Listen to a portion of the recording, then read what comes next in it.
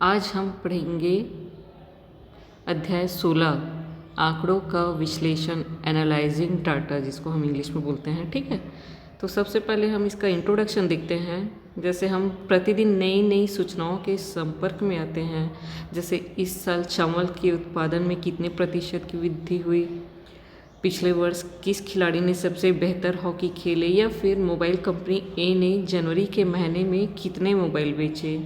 ऐसी और बहुत सी महत्वपूर्ण जानकारियाँ प्रकाशित होती हैं जिनकी आवश्यकता हमें पड़ते रहती है, जैसे रेलगाड़ी के आने जाने का समय, फल सब्जियों के दाम, पेट्रोल का वर्तमान मूल्य, अनाज या डेयरी का उत्पादन, स्टील, कोयला या अन्य उत्पादन। ठीक है, इसके अलावा और भी बहुत से आंकड़े होते हैं जिनके आधार पर महत्वपूर्ण निर्णय लिए जाते हैं तथा भविष्य की योजनाएं भी बनाई जाती हैं।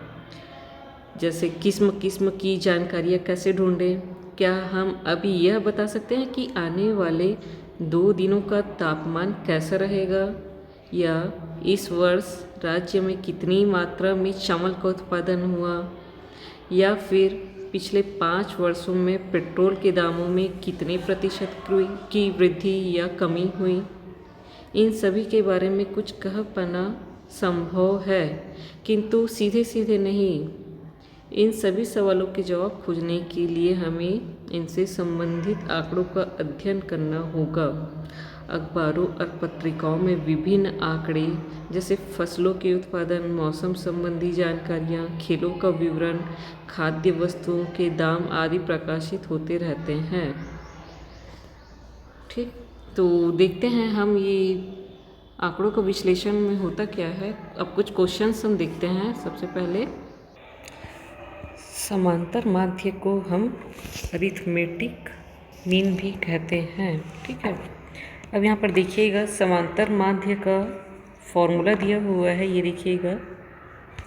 समांतर माध्य बराबर प्रेक्षणों का योग अपॉन प्रेक्षणों की कुल संख्या, ये आपका फॉर्मूला होता है, सूत्र होता है। ठीक है, जो आपको क्वेश्चन पे इसको पुट करना पड़ेगा। ठीक है, तो इसमें है, यदि प्रेक्षणों को x लिखें तो प्रेक्षणों का योग समेशन x तथा प्रेक्षणों की संख्या n हो, तब समांतर माध्य को हम कैसे लिख सकते हैं, summation x upon n। Okay, ये आपका फॉर्मूला है।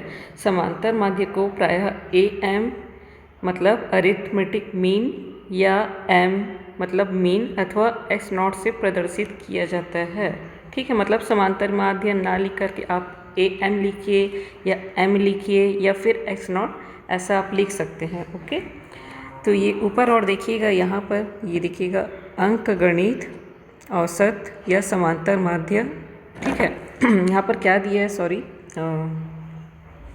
अब हम 2005 से 2012 तक गेहूं के औसत उत्पादन की गणना करने के लिए प्रत्येक वर्ष के गेहूं के उत्पादन, जो लाख टन में है, को जोड़ेंगे तथा उसे कुल वर्षों से भाग देंगे। समझ आ रहा है?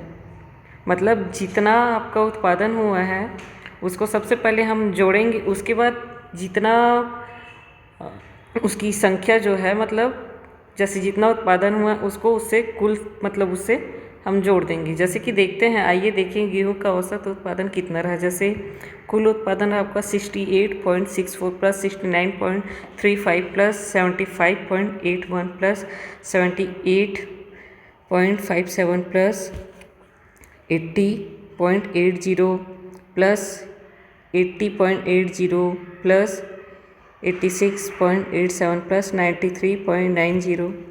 इसको जब आप जोड़ेंगे तो आपको मिलेगा 634.74 लाख टन। ठीक है, 634.74 लाख टन।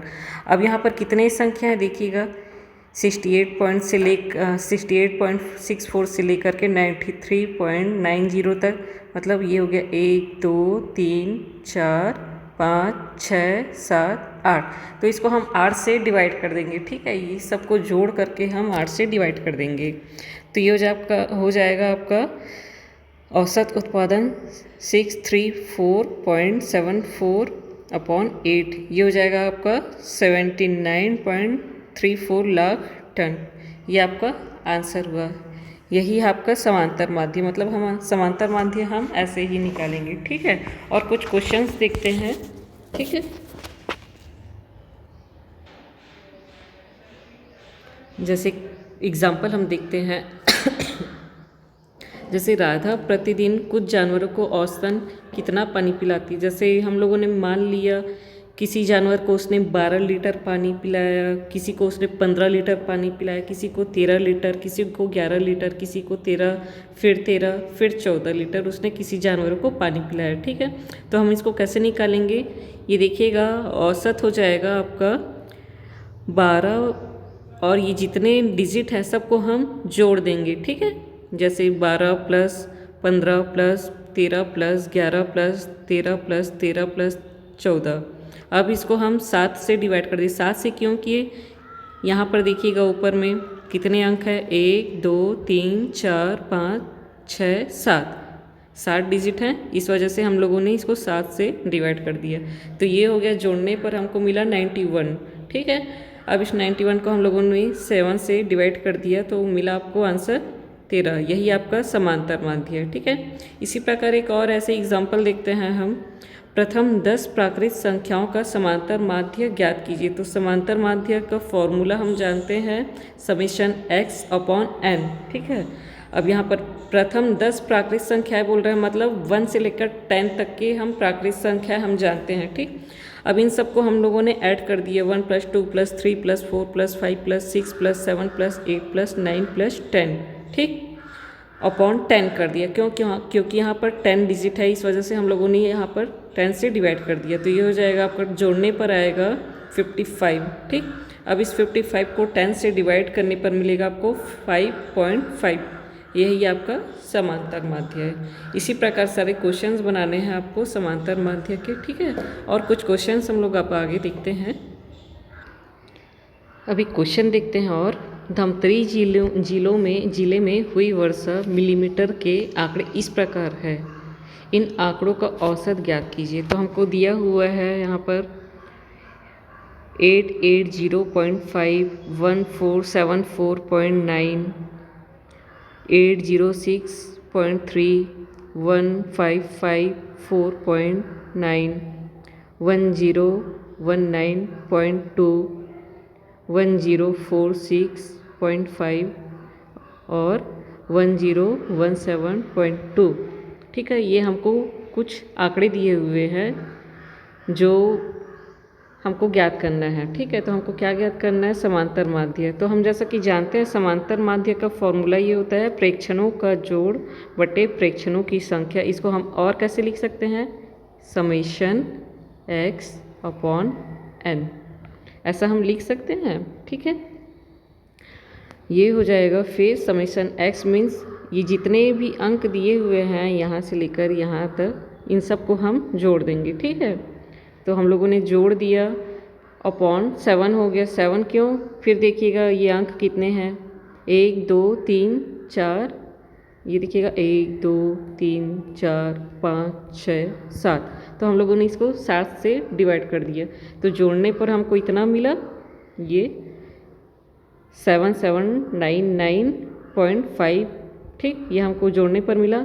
फिर इसको डिवाइड कर दिया हम लोगों ने 7 से, तो डिवाइड करने पर कितना मिलेगा, 1114.21 मिलीमीटर, ठीक है। यही आपका समांतर माध्य है, यही आपका मतलब आंसर है। अतः वर्षा का अंकगणितीय औसत 1114.21 मिलीमीटर है। बस यही आपका समांतर माध्य है, ठीक है। इसी प्रकार सारे क्वेश्चंस बनेंगे, आप लोग देखिएगा जो बुक में जो क्वेश्चन दिए हैं बना करके, ठीक है, देखिएगा आप लोग।